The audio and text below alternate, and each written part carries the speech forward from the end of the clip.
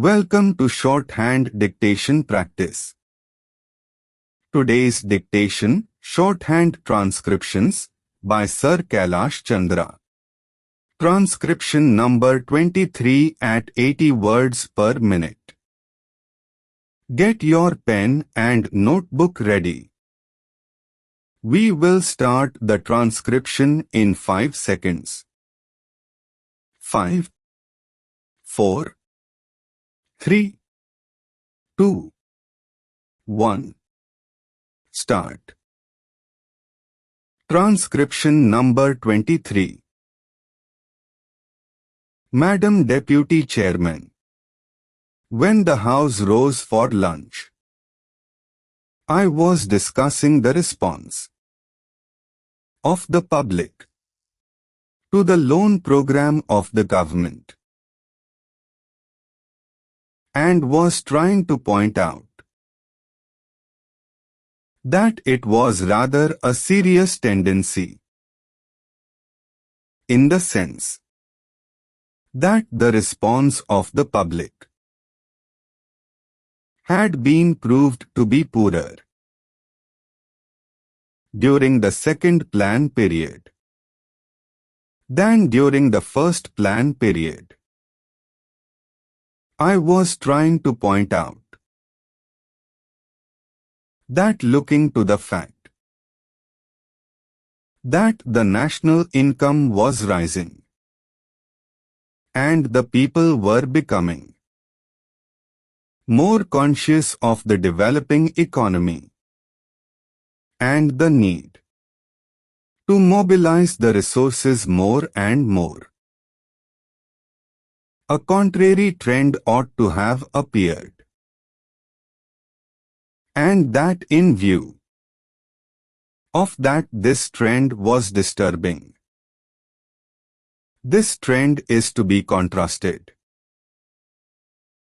with the trend of the public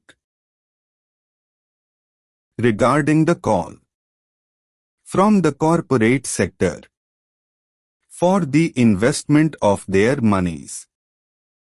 Here we find that the shares of some of the new companies or of the old companies that are issuing new shares are oversubscribed, at times to the extent of 15 times the capital that has been asked for by the companies. So, here are two pictures. 1. The picture of the government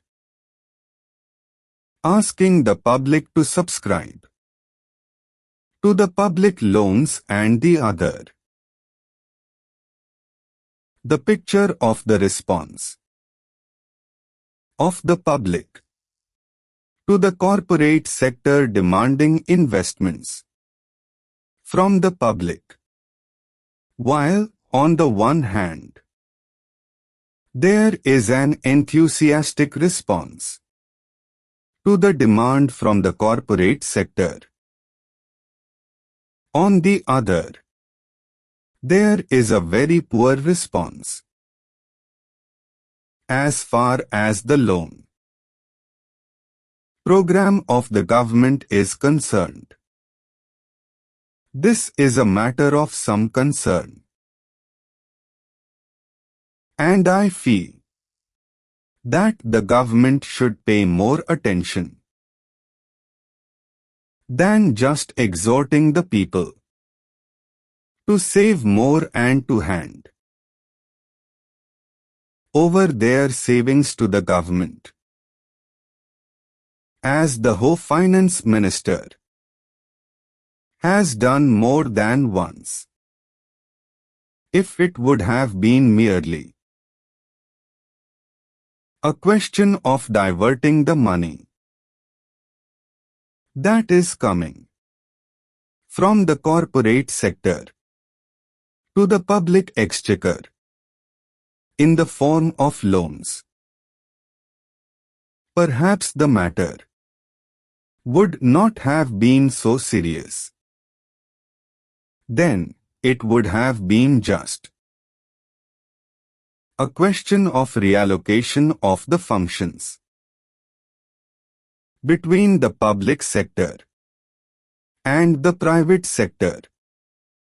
But I feel that there is a large amount of money which is just changing to some lucrative channel, and that explains why the response to the demand from the corporate sector is 15 times.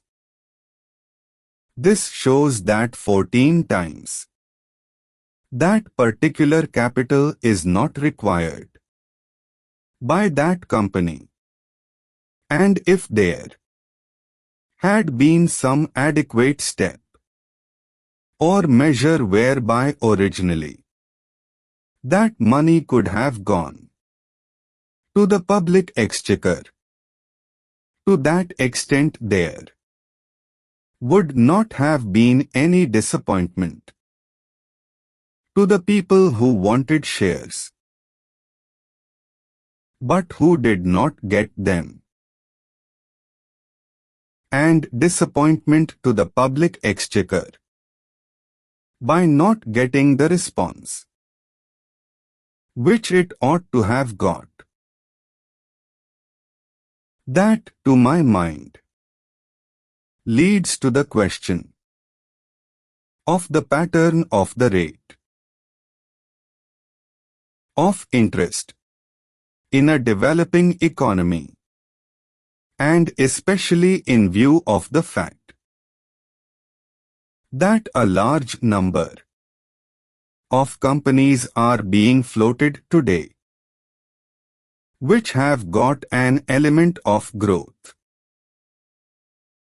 in them, thereby attracting so much capital towards them. The Government of India will have to take into consideration the question of the rate pattern of interest on their loans and to see whether something could not be done whereby the public will be attracted to a large extent towards their loan program than hitherto it has appeared in the press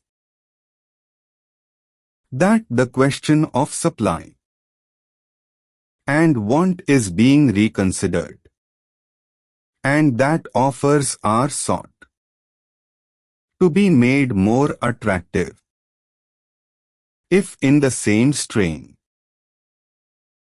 the entire question of the loan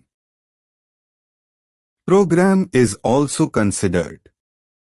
It may be possible that these loans also might be made more attractive and thereby more capital, which is today just changing the channels of profitable employment, might be diverted to the public exchequer in the form of public loans. Then there is the question of the state governments performing their part, which has been assigned to them during the third plan period.